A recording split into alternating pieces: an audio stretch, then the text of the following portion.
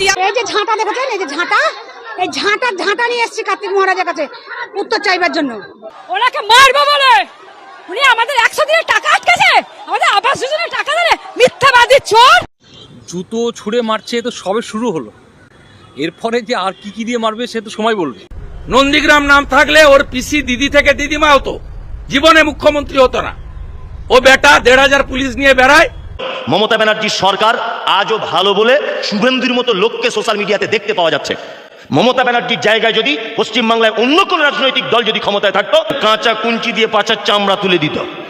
এবারও নন্দীগ্রামে নারী পুরুষ সহ বিভিন্ন শ্রেণী পেশার মানুষ জুতা ও ঝাঁটা হাতে একত্রিত হয়ে শুভেন্দু অধিকারীর ওপর হামলা চালানোর ঘটনা ঘটেছে। ঘটনাটি ঘটে বিরোধী দলীয় বিজেপি নেতা শুভেন্দু অধিকারীর নন্দীগ্রামের একটি পথসভাকে কেন্দ্র করে। এ সময় তৃণমূল, কংগ্রেস ও বিজেপির নেতা কর্মীদের মধ্যে তুমুল তর্ক বিতর্ক ও উত্তেজনাপূর্ণ পরিস্থিতি তৈরি হয়। পরিস্থিতি এতটাই উত্তপ্ত হয়ে ওঠে যে নিরাপত্তা বাহিনী ও আইন শৃঙ্খলা রক্ষাকারী সদস্যরা হিমশিম খেতে থাকেন। এ সময় এক নারী পুরুষ সদস্যও আহত হন। এরপর শুরু হয় উভয় পক্ষের ধাওয়া পাল্টা ধাওয়া। এক পর্যায়ে বিতর্কিত নেতা শুভেন্দু অধিকারীর ব্যক্তিগত নিরাপত্তা কর্মীরা তাকে গাড়িতে তুলে ঘটনাস্থল ত্যাগের চেষ্টা করেন, কিন্তু ততক্ষণে উত্তেজিত তৃণমূল সমর্থকরা জুতা ও ঝাঁটা হাতে স্লোগান দিতে থাকেন। চোর চোর বলে শুভেন্দুকে ধাওয়া করে।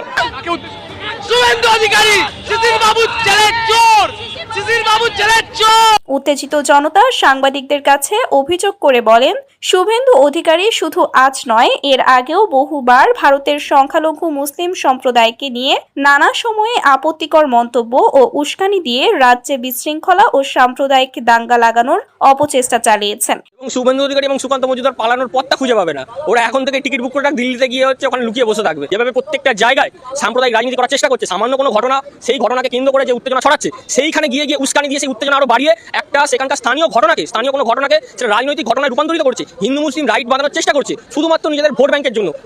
যারা প্রকৃত হিন্দু তারা বিজেপিকে সমর্থন করে না, আর যারা বিজেপি করে তারা ছদ্মবেশী জালি হিন্দু। ওটা নেই যেটাকে এখান থেকে নিয়ে এখান করে বাঁধে, কেন এরম করে থাকে? একটা হাত এরকম, একটা হাত এরকম, যখন দরকার হয় এরম করে, যখন দরকার হয় এরম করে। নিজে যদি উপোস না করি, আরেকজন উপোসীর পাশে গিয়ে কি করে বসতে পারি? এই যে চিটিং বাজিটা। এসব করে তিনি রাজনীতির ফায়দা তুলে মুখ্যমন্ত্রী হওয়ার পায়তারা করছেন। কিন্তু আমরা পশ্চিম বাংলার মানুষ এই ধরনের বিভেদ সৃষ্টিকারীকে কখনোই বাংলায় ঠাঁই দেব না। তাদের আরো অভিযোগ, নরেন্দ্র মোদীর বিজেপি সরকারের এই নেতা এর আগেও বিতর্কিত মন্তব্যের জেরে একবার গ্রেফতার হয়েছিলেন, কিন্তু